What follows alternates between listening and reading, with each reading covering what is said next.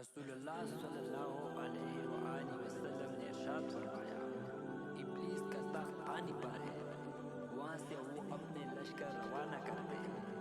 اس کے نزدیک سب سے زیادہ پسندیدہ شیطان وہ ہوتا ہے جو سب سے زیادہ لوگوں میں فتنہ ڈالتا ہے۔ اس کے لشکر میں ایک آ کر کہتا ہے،